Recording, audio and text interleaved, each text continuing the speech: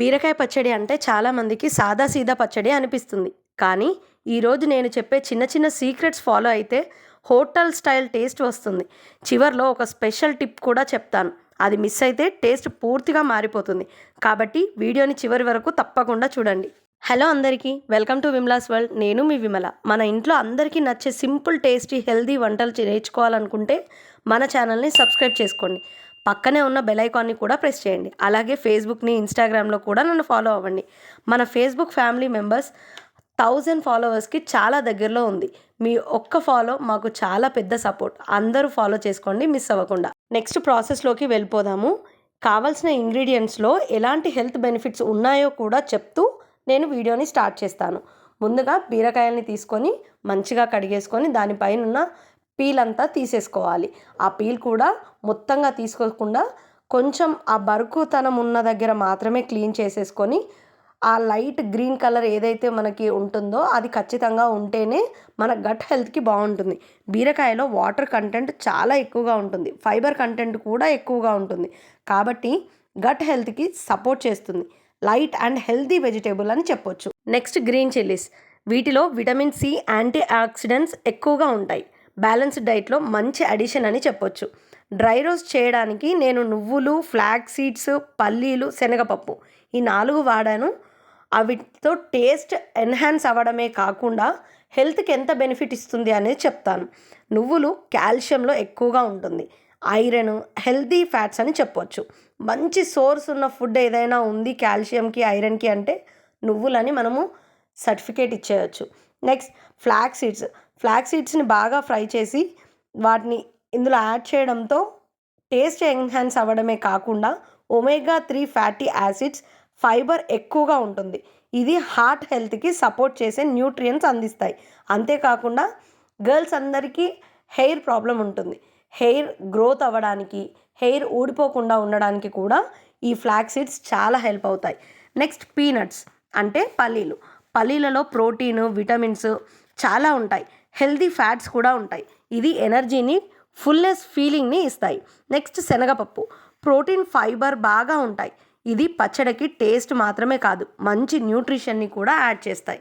ఇవన్నీ dry roast చేసి పెట్టిన మిక్సీ గిన్నెలో వెల్లిపాయలు కూడా వేసేసుకోవాలి.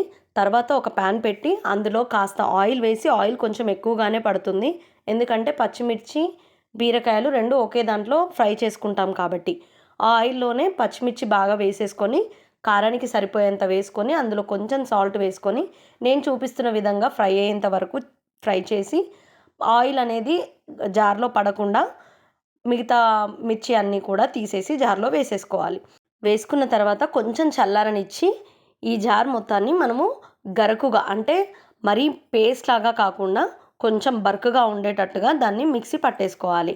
ఎందుకు అంటే అలా బరకగా ఉన్నప్పుడే మనం బీరకాయల్ని ఫ్రై చేసి అందులో యాడ్ చేసినప్పుడు మంచి ఫ్లేవర్తో పాటు అంతా ఒకే విధంగా బ్లెండ్ అవుతుంది. లేదు అంటే ఇది కాస్త మెత్తగా అవుతుంది, అది అలాగే పీసెస్గా ఉంటాయి. సో దాన్ని అలా బరకుగా చేసి పెట్టేసుకొని బీరకాయ ముక్కల్ని మరీ చిన్నగా కూడా కట్ చేసుకోవద్దు, కొంచెం మీడియం సైజులో కట్ చేసేసుకొని వాటితో పాటు ఒక నిమ్మకాయ సైజ్ అంత చింతపండు తీసుకొని ఆ బీరకాయ ముక్కలతోటే ఆయిల్లోనే ఫ్రై చేసేసుకోవాలి. బాగా ఫ్రై అయ్యాయి అనడానికి మనకు ఎలా తెలుస్తుంది బీరకాయలు అంటే, ఈ బీరకాయలో వాటర్ కంటెంట్ ఎక్కువగా ఉంటుంది. ఆ వాటర్ అనేది మొత్తం బయటికి వచ్చేసి మళ్ళీ ఆ వాటర్ మొత్తం ఇనికిపోయేంత వరకు, అదే పీల్చేసుకునేంత వరకు మనం వెయిట్ చేయాలి. అలా వెయిట్ చేస్తే బీరకాయలు బాగా ఆయిల్లో ఫ్రై అయ్యాయని అర్థం.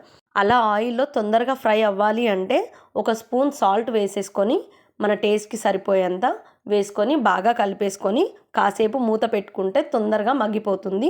అండ్ మీరు చూడొచ్చు, మనం కలుపుతూ ఉంటేనే వాటర్ అనేది ఎలా రిలీజ్ అవుతుందో, ఎక్కువగా రిలీజ్ అవుతుంది. మళ్ళీ అది మొత్తం పీల్చేసుకునేంత వరకు వెయిట్ చేయాలి. అలా కొంచెం కలర్ చేంజ్ అయిన తర్వాత కొంచెం పసుపు వేసేసుకొని ధనియాల పొడి కూడా వేసేసుకొని బాగా కలిపేసి మనం ఆ గిన్నెకి వాటర్ అనేది అసలు అంటుకోవద్దు. వాటర్ రిలీజ్ అనేది మొత్తం ఆగిపోవాలి. చూస్తున్నారుగా, అంతా దానికి అంటుకుపోతూ ఉంది గిన్నెకి.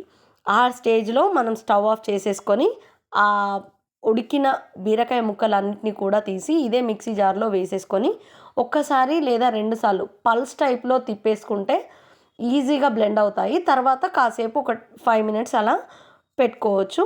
ఇలా మనకు ఈజీగా మనకు నువ్వులు, ఫ్లాక్స్ సీడ్స్ కూడా బ్లెండ్ అవుతాయి అన్నమాట. సో నేను చెప్పిన టిప్ పాటించండి.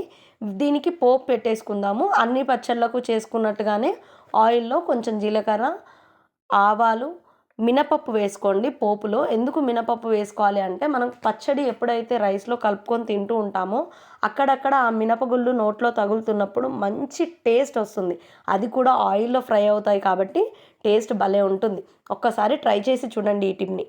తర్వాత ఎండుమిర్చి, కల్యామాకు, పసుపు ఇవి వేసేసుకొని ఇది మొత్తం పచ్చళ్ళలో కలిపేసుకోవడమే.